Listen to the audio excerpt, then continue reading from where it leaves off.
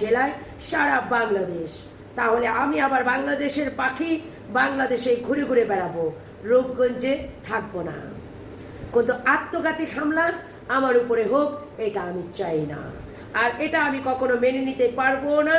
কারণ একটা স্বৈরা শাসন থাকাকালীনও আমার উপরে আত্মঘাতী হামলা করছে অনেকে, সেটা প্রতিরোধ আমি শাহিনুর করছি।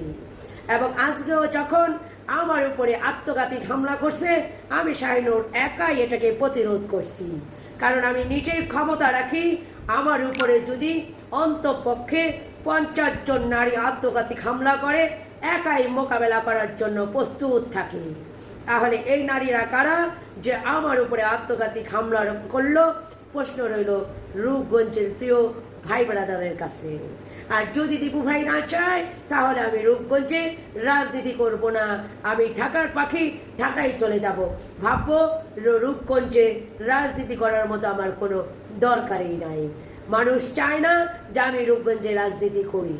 আর রূপগঞ্জের রাজনীতি যদি দীপু ভাই না চায়, তাহলে আমি করব না। কারণ আমি রূপগঞ্জে রাজনীতি করতে আসছি দীপু ভাইয়ের রাজনীতি, এবং কেন্দ্রীয় ঘোষিত আমার নেতাদের নির্দেশনায় আমি রূপগঞ্জে রাজনীতি করতে আসছি। কিন্তু আত্মঘাতী হামলার কারণে নিজের কাছে নিজের লজ্জিত মনে হয়েছে। আমি গর্বিত মনে করি নাই যে আওয়ামী লীগের আমলে যদি আত্মঘাতী হামলা করছে, তারপর আমি নিজেকে নিজে মনে করছি গর্বিত নারী আমি, যে তারা আমাকে আত্মঘাতী হামলা করছে।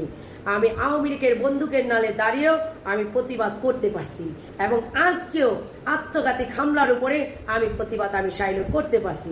কিন্তু কিছু মানুষকে তীব্র ঘৃণা জানাই আমি, যেই ধরনের পুরুষরা নারীদেরকে সাপোর্ট করে, রাতে জাগার পাখিদেরকে সাপোর্ট করে, সি সি সি সি সি সেই ধরনের পুরুষদেরকে। এবং সেই ধরনের পুরুষরা আমার মতো শাহিনুরকে চাই বলুক কিনা, আমি শাহিনুর কি আমি জানি, এবং আমার সারা জাহানের বাদশা জানে। আমি জিয়া পরিবারের সদস্য। আমি আমার গণতন্ত্র মা বেগম খালেদা জিয়ার ন্যায় নীতির আদর্শ নিয়ে এই পর্যন্ত আসছি। আমার গণতন্ত্র মা বেগম খালেদা জিয়া তার ন্যায় নীতি আদর্শ থেকে চুল পরিমাণ লড়ে নাই। আমি শাহিনুরও কখনো লড়বো না। আমি সেই শাহিনুর, মরে যাব। আমার একটা ডায়লগ আছে, 2 দিন পরে মরবো, কিন্তু 2 দিন আগে মরলে কি ক্ষতি? তাহলে আমি 2 দিন পরে মরবো কি আগে মরলে কি ক্ষতি? আত্মঘাতী হামলা আমার মতো শাহিনুরের উপরে চালায়া কোনো লাভ নাই। রূপগঞ্জের লোকজন, আমার থানা রূপগঞ্জ, জেলা নারায়ণগঞ্জ। সেই রূপগঞ্জের মেয়ে হিসাবে আমি যদি কাউকে লিডার হিসাবে জানি, সেটা হলো দীপু ভাই। আমি রূপগঞ্জে দীর্ঘ অনেক দিন পরে রাজনীতির জন্য আসছি। কোনো নোংরামির জন্য আসি নাই, ভণ্ডামি, চোত্রামি, শেষরামির জন্য আসি নাই। এবং আমি রূপগঞ্জে আজকে যখন দীপু ভাইয়ের প্রোগ্রামে অংশগ্রহণ করলাম, তার ভিতরেই দেখলাম আমার উপরে আত্মঘাতী হামলা করা হলো। আমার প্রশ্ন, আমি একজন জিয়া পরিবারের সদস্য, অনেকে আমাকে চিনে এবং জানে, সারা বাংলাদেশের মানুষে জানে আমাকে, শুধু নারায়ণগঞ্জ নয়, শুধু রূপগঞ্জ নয়, সারা বাংলাদেশের মানুষ।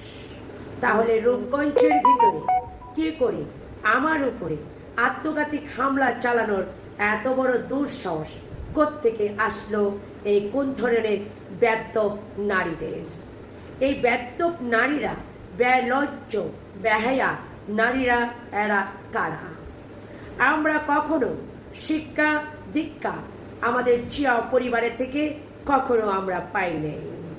আমাদের গণতন্ত্র মা বেগম খালেদা জিয়ার ভাষণের থেকেও কখনো আত্মঘাতী কথা আমরা পাই নাই, এবং আমরা নিজেরাও কখনো আত্মঘাতী কথা কি আত্মঘাতী হামলা কারো উপরে চালাই নাই।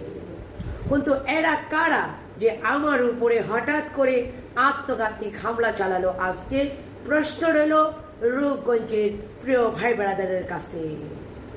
যদি কেউই না চায় কি, বিশেষ করে যে আমার রূপগঞ্জের নেতা, আমার প্রিয় নেতা দীপু ভাই, যে আমি রূপগঞ্জে রাজনীতি করব না, তাহলে আমি করব না। আমি শাহিনুর এত বছর আমি রাজনীতি করে গেছি ক্যান্ডে এবং বাংলাদেশে 64